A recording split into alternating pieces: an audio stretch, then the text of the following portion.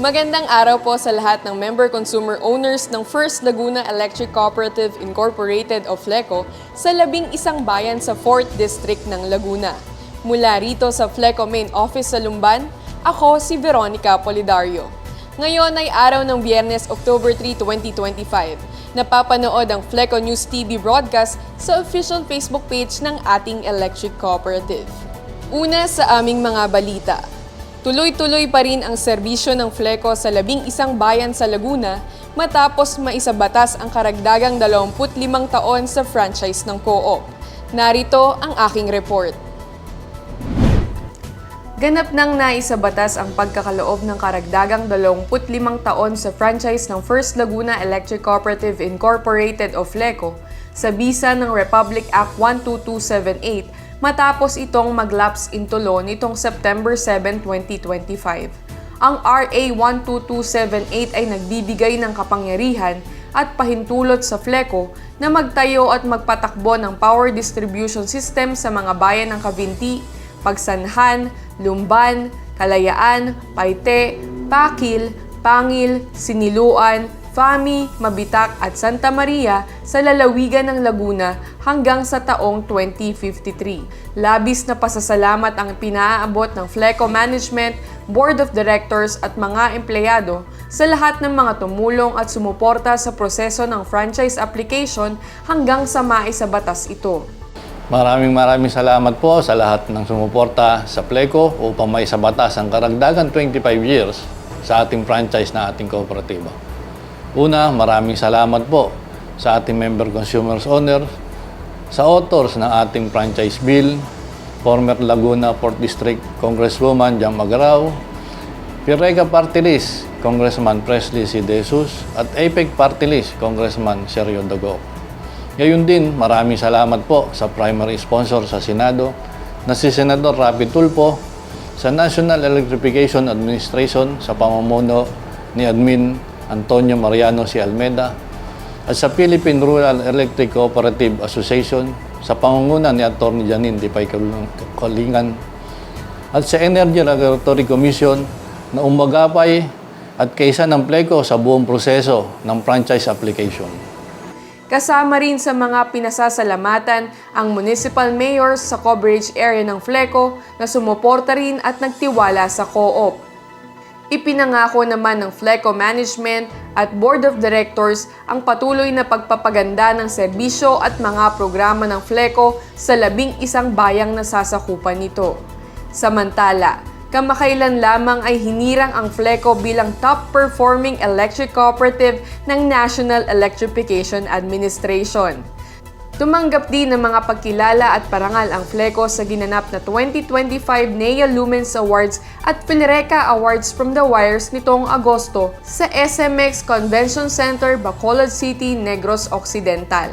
Mulit-muli ang pasasalamat ng FLECO sa NEA at Philreca para sa awards na pinagkaloob nila sa ating co-op. Ang mga parangal na ito ay alay ng FLECO sa bawat member consumers owners na hindi nagsasawang sumuporta at nagtitiwala sa ating kooperatiba. Maraming salamat po sa inyong lahat. Veronica Polidario para sa FLECO News TV. Congratulations, FLECO! At isa pa pong good news, inilunsad na ng co-op ang FLECO Scholarship Program para sa mga estudyante sa coverage area nito. Narito ang report ni Teres Ramos. Isa sa matagal ng advokasya ng First Laguna Electric Cooperative Incorporated ang pagpapahalaga sa edukasyon at mga kabataan. Kaya naman, sa unang pagkakataon ay pumili ng FLECO Scholars ang co-op na makatatanggap ng educational assistance. Kamakailan lamang ay formal lang inumpisahan ng FLECO ang pagpapatupad ng FLECO Scholarship Program sa pangunguna ng Board of Directors at Institutional Services Department ng co-op. Sa pamamagitan ng programang ito ay mapagkakalooban ng educational assistance kada semester ang mga piling college students na naninirahan sa FLECO coverage area. Pinili at sinala ang grantees ayon sa ilang pamantayan na itinakda ng FLECO at sinigurong sila ay karapat-dapat na mapagkalooban ng scholarship. As a student po, isa pong malaking opportunity na maging parte ng isang scholarship dahil isa po sa pinakamalaking tulong sa estudyante ang pagiging parte nito. Dahil bukod po sa makakatulong ito sa mga gastusin sa pag-aaral, makakales din po ito sa gastusin ng magulang po. Maraming salamat po at malaking bagay at malaking tulong po ito bilang sa tulad namin mga estudyante po. Unang-una po nagpapasalamat po ako sa Pleco kasi kinuha po nila ako bilang scholarship. So makakatulong po ito sa akin para sa financial po namin, sa babaunin po namin sa school. So makakabawas gastusin din po yun para sa magulang ko, and then magagamit ko po siya sa pag-aaral ko po dahil first time nga din po daw nilang maglabas ng scholarship at ako po yung nakuha nila. Ang may papangako po sa Pleco ay papanatilihin kong mataas yung grade ko na hindi sila mabibigo na kinuha nila ako at Ayon sa Fleco Management, ang programang ito ay patunay lamang ng magandang hangarin ng Fleco na makatulong sa mga kabataan at maitaas ang kalidad ng edukasyon sa lalawigang nasasakupan nito. Teres Ramos para sa Fleco News TV. Sa ibang balita, umikot ang Fleco sa iba't ibang barangay para mamahagi ng medical kits at relief packs naman para sa mga nasalanta ng bagyo. Narito ang report ni Ariel Criste. Sa pakikipagtulungan ng Fleco sa power suppliers ito, iba't ibang community programs ang kasalukuyang isinasagawa para sa member consumer owners ng co-op. Ngayong taon, muling namahagi ng medical kits ang Fleco sa 164 na barangay sa 11 bayang nasasakupan nito.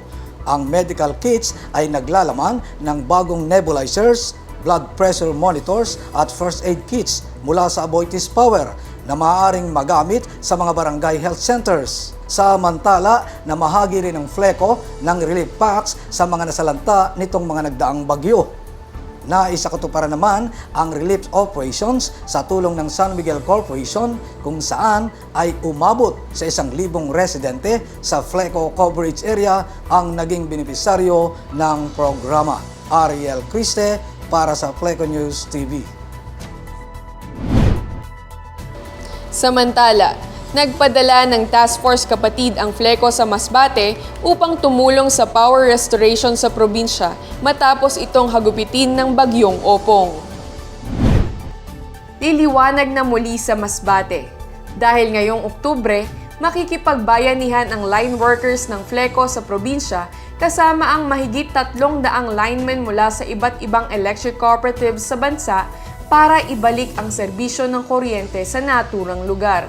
Asahan niyo po ang gagawin namin ang aming makakaya sa pagbabalik ng serbisyo ng kuryente kasama ang ibang co-op sa probinsya ng Masbate.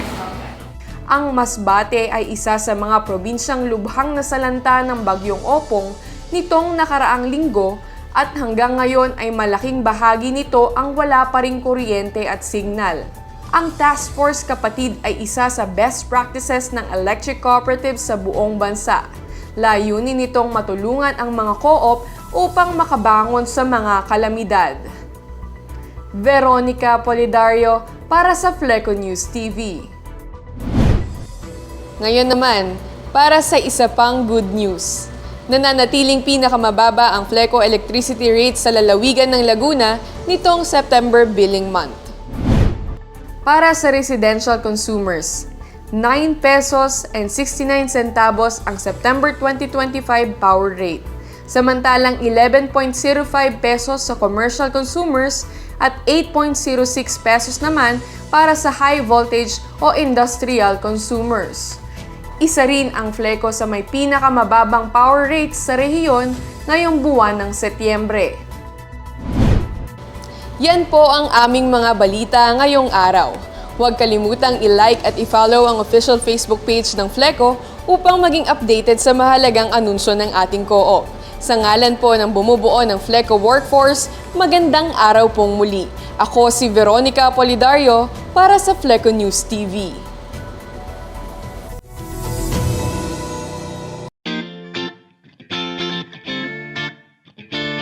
Para sa Corrientalino Question of the Day. Kamakailan lamang ay naisabatas ang pagkakaloob sa Fleco ng karagdagang 25 years sa franchise nito.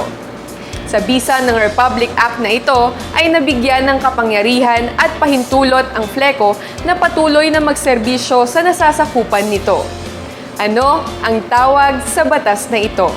I-react mo na ang iyong sagot.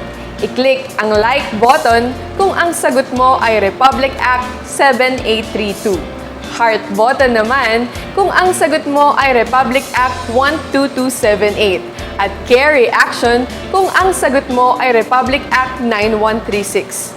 Matapos i-react ang iyong sagot, i-comment sa baba ang #FLECO at #FLECONewsTV. Huwag kalimutang i-share ang post na ito para sa tsansang manalo ng 500 peso voucher na maaaring magamit sa iyong FLECO electric bills.